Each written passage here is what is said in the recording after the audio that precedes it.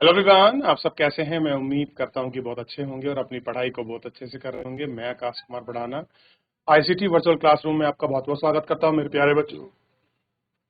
जैसा आपको पता है मेरे प्यारे बच्चों, बेसिकली हमारी आपका जो है 10th क्लास है और 10th क्लास में हम लोग देख रहे हैं पॉलिटिकल साइंस, और पॉलिटिकल साइंस में बात करें लोकतंत्र एवं विविधता की हम लोग देख रहे थे। 2 लेक्चर हमारे इसमें हो चुके हैं। मैक्सिको ओलंपिक की कहानी को पढ़ा, श्वेत अश्वेत लोगों में किस तरह से विद्रोह हो रहा था, सॉरी उनके साथ क्या आपका डिस्क्रिमिनेशन था, ये हमने देखने का जानने का प्रयास किया और हमने देखा कि आखिरकार ये डिस्क्रिमिनेशन क्यों हो रहा था। क्लियर है? इतना हम लोग देख चुके थे, बात कर चुके थे, इतना हमने इसमें पढ़ भी लिया था, देख भी लिया था। क्लियर है? रंग भेद की उत्पत्ति कहां से हुई, यह हमने इसको पढ़ा कि अमेरिका में श्वेत और अश्वेत को लेकर एक टाइम में बहुत बड़ा आपका रेवोल्यूशन था। अश्वेत लोगों को जो था राइट्स कम थे और श्वेत लोगों को राइट्स ज्यादा थे। वो बाहर का नेटिव मानते थे। क्या मानते थे? बाहर का नेटिव। क्लियर है? अब देखिए, इधर आपने देखा, थोड़ा हम पढ़ते हैं इसके बारे में। कल हमने सारे विभिन्नता अविभिन्नताओं का असमंजस का जो रूप था वो हमने सब देख लिया, परिमाण हार। और हम देखते हैं बुल्गारिया और रोमानिया या भारत। थोड़ा सा आप इनको देखिए। बुल्गारिया को अगर आप देखोगे रशिया के पास आपको दिखाई देगा, या बुल्गारिया आप जाइए, आप यूरोपियन कंट्री को देखिए, यूरोप के जो देश हैं उनको देखिए, आपको वहां बुल्गारिया भी मिलेगा, रोमानिया भी मिलेगा, आपको क्रोएशिया भी मिलेगा, स्कर्बिया भी मिलेगा आपको। क्लियर है? ये सारे कंट्री हमारे पास पड़ोस में। गणेश विदेश घूम कर आया। कोई व्यक्ति है गणेश, वो क्या है, विदेश घूम कर आया। वह महाश्वेता को बता रहा है कि यूरोप, पूर्वी यूरोप के विभिन्न देशों में रहने वाले लोग, रोमानी लोगों का जीवन कैसा है, कहाँ रहते हैं, विशेषकर जो आपका पूर्वी यूरोप है। इसमें थोड़ा सा हमने क्लासिफिकेशन सा कर दिया है, कहाँ का, जो आपके पूर्वी यूरोप के लोग हैं। जो बुल्गारिया में एक नर्स थी रोमानिया लोगों के बारे में, उसने ये बातें कही। यानी कि बुल्गारिया की नर्स थी, और सॉरी नर्स थी एक कोई, वो आपका क्या बोली है, रोमानिया के लोगों के बारे में बोल रही है। नर्स होने के चलते आप किसी की तमीज़दार करने तो से मना नहीं कर सकते। यानी कि आपको किसी की देख रेख करने के लिए मना नहीं करते, फारसी का शब्द है, ठीक कर सकते हैं। ये रोमानिया लोग बहुत गंदे होते हैं।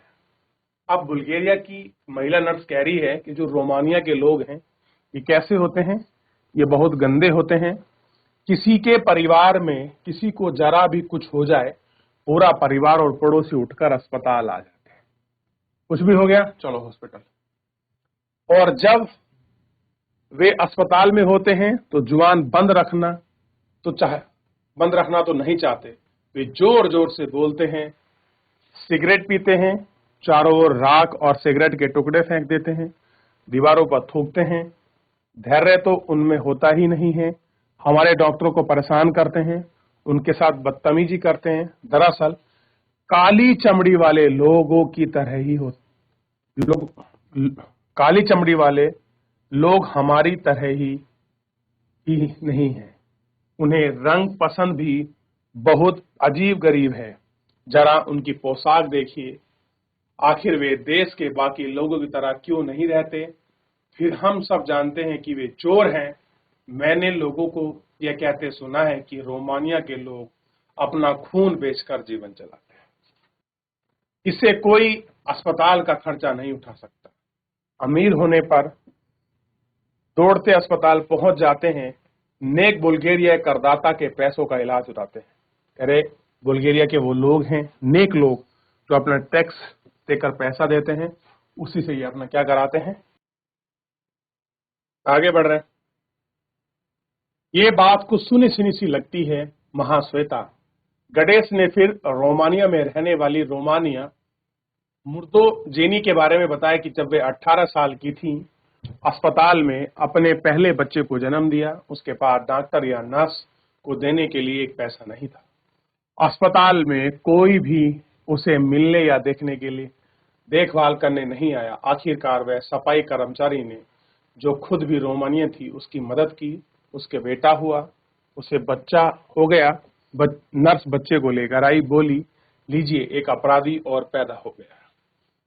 सरकारी अस्पताल में रोमानी लोगों के साथ होने वाले व्यवहार के बारे में बताया। डॉक्टर हमें अपने केबिन के सामने इंतजार कर देख रहा था।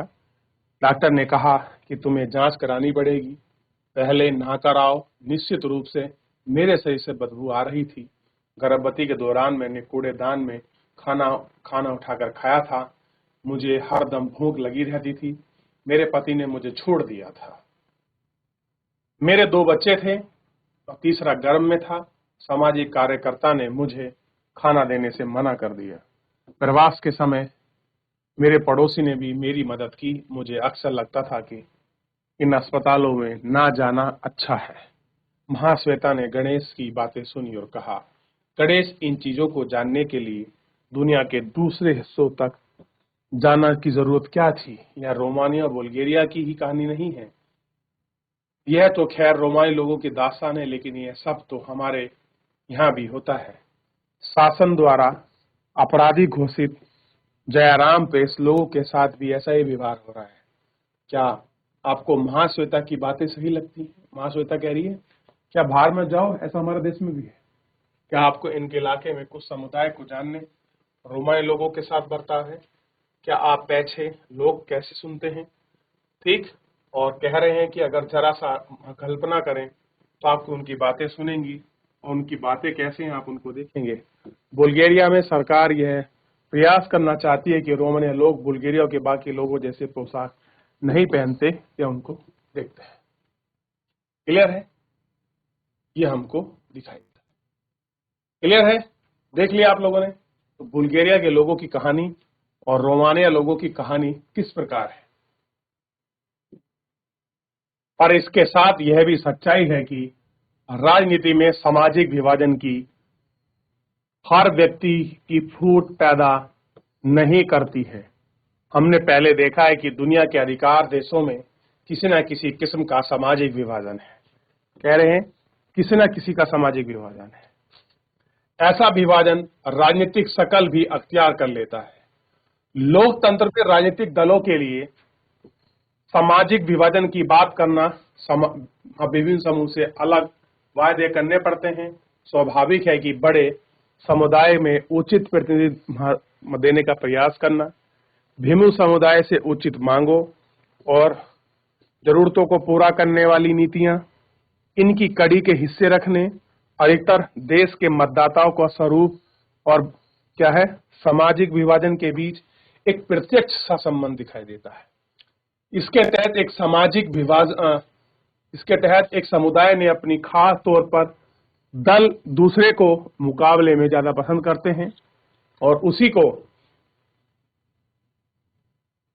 वोट देते हैं। और कई देश ऐसी पार्टी जो सिर्फ एक ही समुदाय पर ध्यान देती हैं और किसी के हित की राजनीति करती हैं, इस पर सबकी पांडित्य देश का विखंडन नहीं होता है। तो ये इस प्रकार से हमको दिखाई भी देती है कि किस प्रकार की रणनीति है, कैसे खंडकारी पाठ है, कैसे ये सब चीजें आपका हमें इस पर महसूस होती हुई दिखाई भी देती है। क्लियर है? सामाजिक विभाजनों की राजनीति का परिमाण 3 चीजों पर निर्भर करता है। पहली चीज, लोग अपनी पहचान के प्रति अपना आग्रह प्रति भावना, लोग खुद को सबके विशिष्ट और अलग मानते हैं। उनके दूसरों के साथ तालमेल बैठाना बहुत मुश्किल हो जाता है। जब तक उत्तरी आयरलैंड के लिए खुद को प्रोटेस्टेंट या कैथोलिक रूप से गौर न देखें, तब तक उनका शांत रह पाना संभव नहीं है। लोग अपनी बहुस्तरीय पहचान के प्रति सचेत, राष्ट्रीय पहचान का हिस्सा सहयोगी मानते हैं। जब तक कोई समस्या नहीं है तो बेल्जियम के अधिकार खुद को बेल्जियाई मानते हैं, भले ही डच या जर्मनी बोलते हैं। इस नजरिए के साथ से रहने वाले विवाद मिलती हैं। देश भर में मानते हैं, भले ही लोग जर्मनी बोलते हैं, इस नजरिए से उनके साथ साथ विवाद मिलती है। हमारे देश में ज्यादातर लोग अपनी पहचान को लेकर ऐसे ही नजरिए रखते हैं। वे खुद को भले ही पहले मानते हैं या फिर किसी प्रदेश, किसी क्षेत्र किसी भाषा समूह के धार्मिक या सामाजिक समूह का सदस्य है।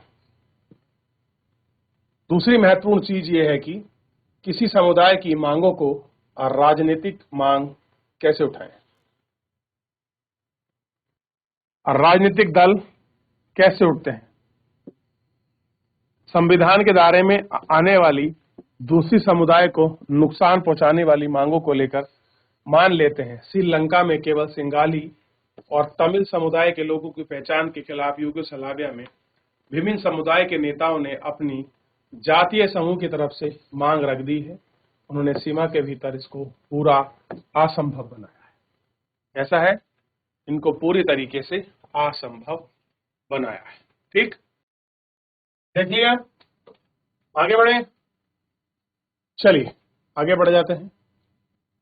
तीसरी चीज है कि सरकार का रुख और सरकार इन मांगों के क्या प्रतिक्रिया व्यक्त करती है, यह भी महत्वपूर्ण है। जैसा कि हमने बेल्जियम और श्रीलंका के उदाहरणों में देखा है कि शासन में साझेदारी को तैयार करना, अल्पसंख्यक समुदाय की मांग को पूरा करने का प्रयास और ईमानदारी से सामाजिक समूह का विभाजन वे मुल्क के लिए खतरा नहीं बनते। अक्सर शासन राष्ट्रीय एकता के नाम पर किसी ऐसी मांग को दोबारा शुरू कर देता है। अक्सर उल्टे और नुकसानदेह परिणाम से निकलते हैं। ताकत के दम पर एकता बनाए रखने की कोशिश अक्सर विभाजन की ओर ले जाती। इस तरह किसी देश में सामाजिक विभिन्नताओं पर जोर देते इस बात को हमेशा खतरा मानकर नहीं चला जा सकता। लोकतंत्र में सामाजिक विभाजन की राजनीति अभिव्यक्ति की एक सामान्य बात है। यह स्वास्थ्य राजनीति के लक्षण भी हो सकते हैं। इसके लिए विभिन्न छोटे सामाजिक समूह हाशिए पर जरूरत और परेशानी की करते हैं। सरकार द्वारा ध्यान में अपनी बातों को खींचते हैं। राजनीति में विभिन्न तरह के सामाजिक विभाजनों की अभिव्यक्ति ऐसे विभाजन के बीच संतुलन बैठा करने के काम भी करती है। इसके चलते कोई भी सामाजिक विभाजन एक हद से ज्यादा नहीं हो पाता है। इसे निश्चित ही लोकतांत्रिक में मजबूत होता है। पर विभिन्न के प्रति आपका सकारात्मक नजरिया रखना, हर चीज को सोचना, ये बातें, नहीं तो लोग खुद ही वंचित होंगे। उपेक्षित भेदभाव का शिकार करने, अन्याय को संघर्ष करना होता है। ऐसी लड़ाई अक्सर लोकतांत्रिक रास्ता अख्तियार कर लेती है। शांतिपूर्ण और संवैधानिक तरीके से लोग अपनी मांगों को उठाते हैं और चुनाव के माध्यम से उनके दबाव बनाने और उनको समाधान पाने का प्रयास करते हैं। सामाजिक असमानता इनमें ज्यादा और गैर बराबरी अन्याय वाली होती है। उनको स्वीकार करना असंभव और गैर बराबरी अन्याय के खिलाफ होने वाले कई बार हिंसा का रास्ता अपना लेते हैं और शासन के खिलाफ उड़ खड़े होते हैं। इतिहास बताता है कि ऐसी तमाम गड़बड़ियों की पहचान करने और विविधता को समाहित करने का लोकतंत्र का सबसे अच्छा तरीका है कि क्यों गड़बड़ी हो रही है, कैसे उसको समाहित किया जाए, ये सारे तरीके हम इसमें देखते हैं। ठीक है, इन सारे तरीकों को हम महसूस भी करते हैं कि क्यों हो रहा है। चलिए, तो फिलहाल मेरे प्यारे बच्चों, आज के इस लेक्चर में इतना ही। मिलते हैं नेक्स्ट लेक्चर में नए चैप्टर के साथ। तब तक के लिए अपना ध्यान रखिए, स्वस्थ रहिए। फिलहाल अपनी पढ़ाई को अच्छे से करते रहिए। मुझसे जुड़ने के लिए बहुत बहुत धन्यवाद।